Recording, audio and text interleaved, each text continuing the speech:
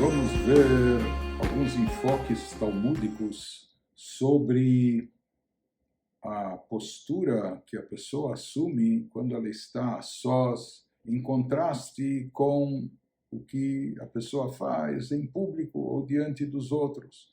Então, todos nós sabemos que existe um espelho social e muitas vezes nós queremos projetar uma certa imagem honrosa diante das pessoas e por isso em público nos comportamos de uma devida maneira, de uma forma específica, tomamos certos cuidados, etc., para preservar nossa reputação, nossa honradez.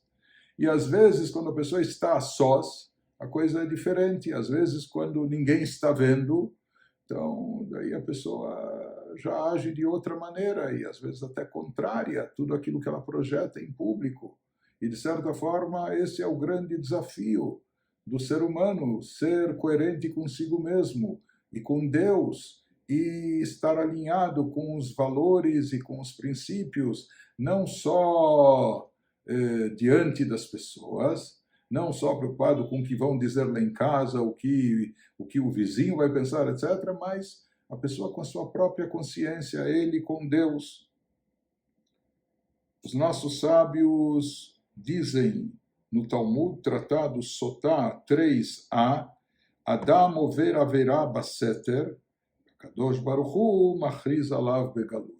Às vezes uma pessoa comete um pecado e ela sabe que é um ato vergonhoso, que é uma coisa ruim, então ela faz isso escondido, né? Sem ninguém estar vendo, sem ninguém estar percebendo. Só que Deus é onisciente, é onipresente. É claro que Deus tudo sabe, em todo lugar ele se encontra e Deus está sabendo. Então, essa pessoa, de certa forma, aqui está afrontando o próprio Criador. Porque você acha que Deus, você tem vergonha ou medo só das pessoas, do que vão pensar de ti, mas não do que Deus está pensando de você? Por isso, o Talmud nos diz que alguém que comete uma transgressão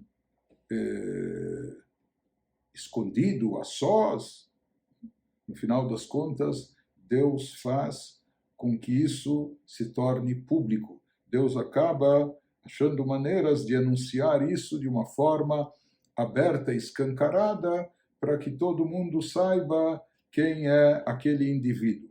E talvez o maior exemplo que a gente tenha desse tipo de provação que encontramos na Torá, isso é relatado com detalhes no Midrash, aqui trazido do Talmud, tratado Yomá 35b, se refere a Yosef, José, o filho de Jacob, o filho predileto de Jacob, que conhecemos a história, foi vendido pelos irmãos, acabou se tornando escravo no Egito, depois foi vítima de falsas acusações que levaram ele até o calabouço, permaneceu muitos anos na prisão, antes de depois finalmente emergir ao poder, se tornando vice-rei, o homem forte do poder no Egito. Mas se fala que a conduta dele, nós sabemos que ele sofreu um assédio da sua própria patroa, da casa, do lugar onde ele trabalhava, que era uma mulher nobre no Egito. Yosef era um jovem extremamente bonito. Quando ele foi vendido para o Egito, ele tinha 17 anos de idade e ele foi testado, ele foi submetido a um teste de fogo, uma provação, uma tentação muito grande. E se fala que o mérito de Yosef é exemplar, serve de modelo para todos nós, a tal ponto que diz o Talmud, Rachá, se uma pessoa foi ruim, fez coisas imorais, cometeu pecados e transgressões, Omrim-lo, e quando chega a hora de prestação de contas no mundo vindouro, dizem para ele, Mipnei malo asak Torá, por que você não se dedicou ao estudo da Torá, a fazer coisas boas e positivas, por que você ficou à toa na vida, e pior do que isso, cometendo pecados, transgressões.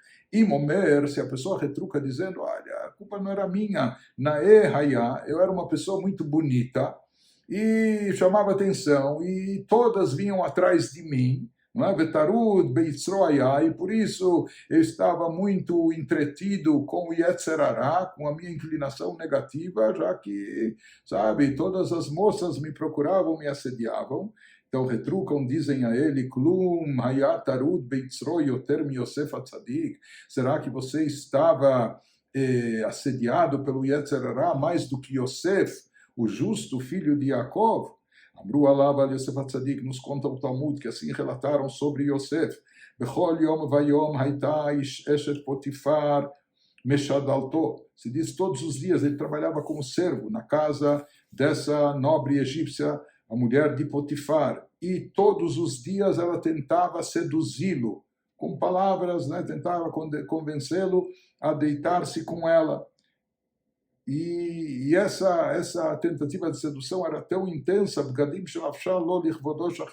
as roupas que ela vestia de manhã, ela não repetia à tarde ela já mudava o modelo, vestia outras roupas para tentar seduzi-lo, chamar a atenção, a mesma coisa da noite, no dia seguinte não trocava de roupas e tudo isso para chamar a atenção e tentar atrair Yosef para os seus braços.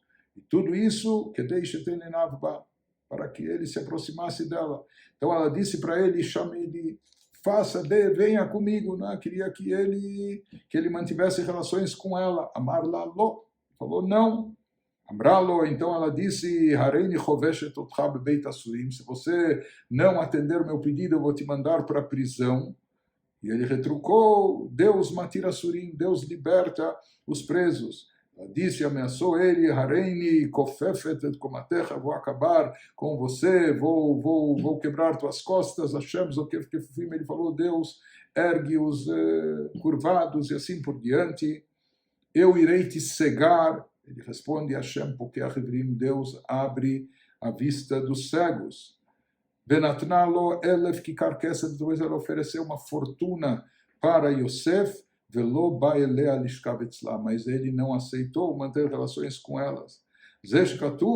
E no fim ela dizia, sabe o que? Apenas deite-se do meu lado. Diz o Talmud, sobre isso se refere o versículo que fala, ele não deu ouvidas a ela para se deitar com ela ou estar junto com ela. Deitar-se com ela aqui nesse mundo, liotimá ba'olam haba, estar com ela no mundo vindouro. Porque Yosef sabia que se ele cometesse esse pecado, essa infração, então, no mundo vindouro, lá em cima, ele estaria comprometido assim como ela está comprometida, que estava cometendo adultério. Não? E se fala que Yosef, naquela hora, não tinha ninguém vendo, só tinha ele e essa mulher. Mas ele visualizava o semblante do seu pai, a educação que ele recebeu, e mesmo quando ninguém estava vendo, estava a sós com ela, ele soube manter os princípios e os valores e não sucumbir ao pecado, e isso serve de exemplo e modelo para todos nós.